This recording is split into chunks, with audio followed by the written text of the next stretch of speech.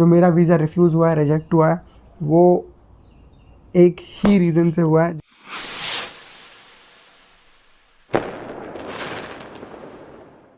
Hey guys, very good morning. This is Piyush and you are looking my channel Hospitality Tech.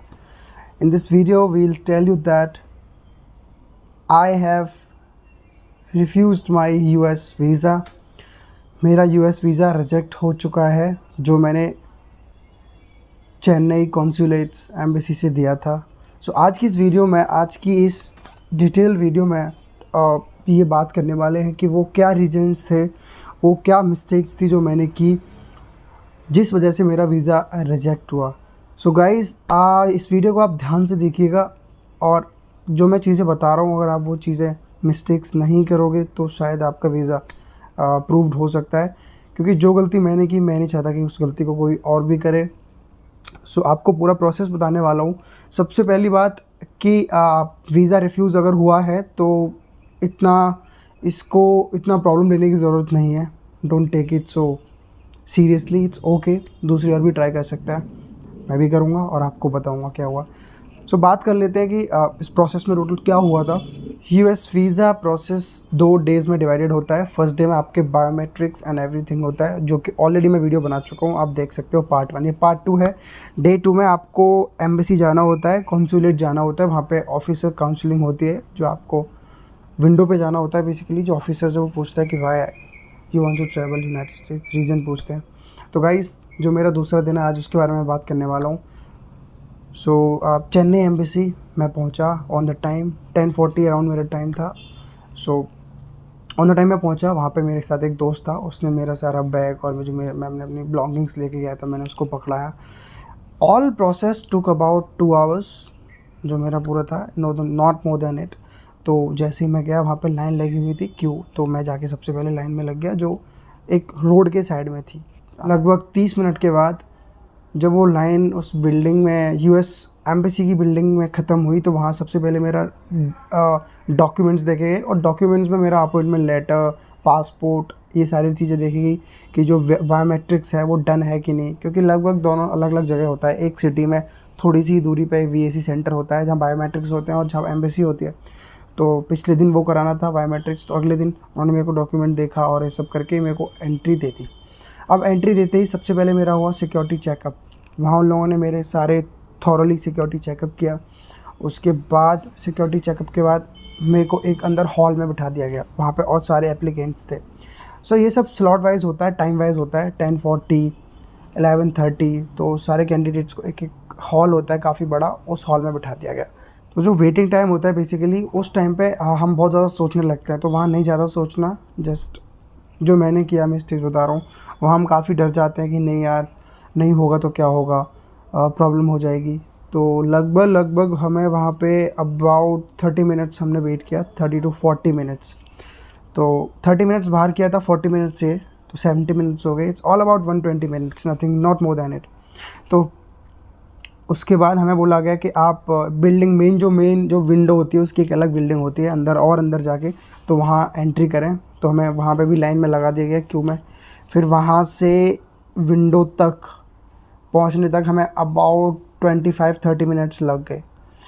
अब हम अंदर घुस गए। अंदर क्या होता है, विंडो होती है 1 2 3 4 5 6 7 8 9 10 11 12 13 14 ऐसे करके एक विंडो होती है जहाँ अंदर ऑफिसर्स बैठे होते हैं और जो गैप होता है वो थोड़ा सा होता है आपके डॉक्यूमेंट्स देने के लिए। तो सारी विंडो पे 2-2 3-3 लोग लगे होते हैं पहले ही, कॉमन ऐसे करके ए लाइन में, और बाकी के जो वेटिंग वाले होते हैं वो देख रहे होते हैं क्या चल रहा है। तो मैं देख रहा था काफ़ी लोगों का वीज़ा रिजेक्ट हो रहा है, काफ़ी लोगों का अप्रूव भी हो रहा है। तो मेरे सामने कई वीज़ाज़ अप्रूव भी हुए, कई डिक्लाइन भी हुए, रिजेक्शन भी हुआ। तो उस टाइम पे हम ना थोड़े डर जाते हैं, तो वहाँ डरने की ज़रूरत नहीं है। अब बताते हैं मेन, जब मेरा नंबर आया, मैंने विंडो पे जाते ही गुड मॉर्निंग सर बोला। एंड ऑफिसर जो था वो बेसिकली यूएस एम्बेसी वाले थे, यूएस कॉन्सुलेट वाले, इंडियन नहीं थे वो। So don't think like that कि इंडियन होगा तो थोड़ा समझेगा, वो सारे यूएस वाले होते हैं।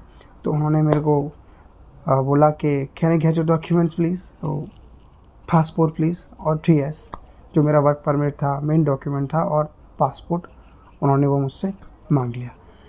अब उन्होंने मेरे को एक क्वेश्चन पूछा कि why you wants to travel United States. अब जो सारा खेल था वो इसी क्वेश्चन में होता है बेसिकली मेरे हिसाब से।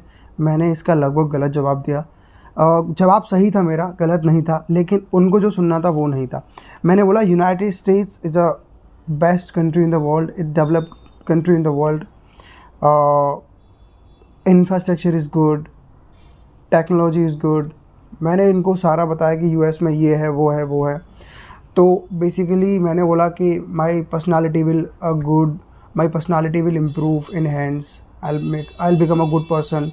तो मैंने जो कुछ भी बताया कि यूएस के बारे में बताया, यूएस बेस्ट है, ये है वो है, ये हो जाएगा वो हो जाएगा।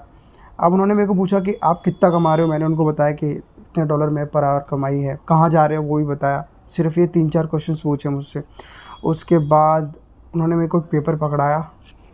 It took about 5 minutes, 5 minute से भी बहुत कम। तो उन्होंने मेरे को एक पेपर पकड़ाया, वो ये है आपके सामने। ये होता है वीज़ा डिनाइल। सो बेसिकली जब भी हम यूएस इंटरव्यू देने जाते हैं तो 2 तरीके से पता चलता है। एक, अगर आपको ये वीज़ा डिनाइल लेटर ऑफिसर पकड़ा देता है तो उसका मतलब आपका नहीं हुआ है, और अगर आपका पासपोर्ट रख लिया तो हो गया है। तो मेरा पासपोर्ट उन्होंने नहीं रखा था।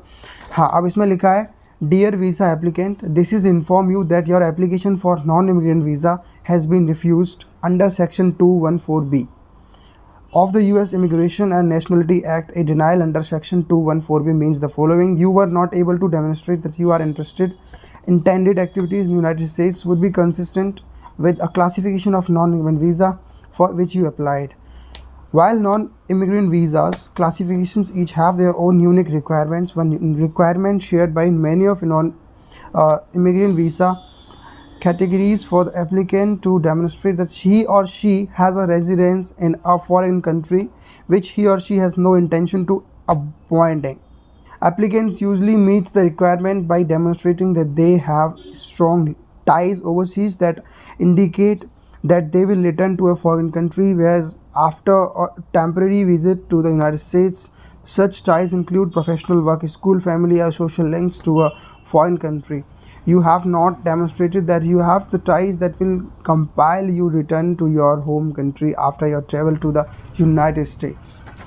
Today's decision cannot be appealed. However, you may apply at any time in future. If you have decided to reapply, you must submit a new application form, pay the visa application fee again, and as applicable, be interviewed by a consular officer. If you choose to reapply, you should be prepared of provided information that was not presented in the original applicant to demonstrate that your circumstances have changed since that application. So guys, total इसका ये मतलब है कि मैंने वो intention नहीं दिखाया कि मैं यूएस से वापस आऊँगा। It's all that's it. So guys, जो भी मेरा वीज़ा डिनाइड हुआ है उसका जो मेन रीज़न है जिसमें जो लिखा है वो इसलिए हुआ है कि ऑफिसर्स को नहीं लगा कि मैं यूएस से वापस आऊँगा। However I can reapply this, उसमें मैं बोल सकता हूँ कि now some circumstances has changes.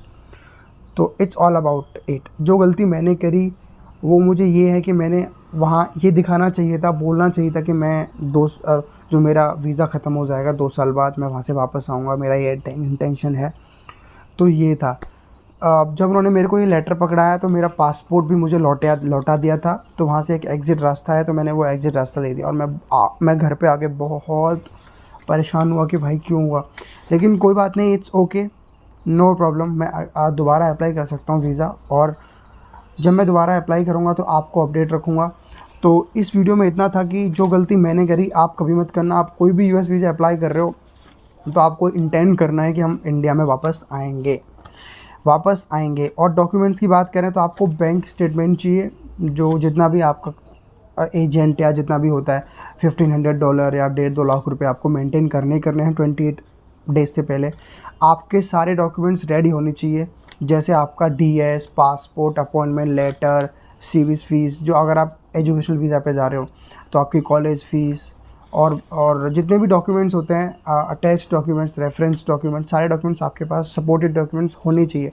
उसके बिना आप यूएस वीज़ा इंटरव्यू देने मत जाना। सो गाइज़, आज की वीडियो में इतना ही था बस, और बाकी आपको अपडेट रखेंगे सब कुछ। जो गलती मैंने करी आप कभी मत करना।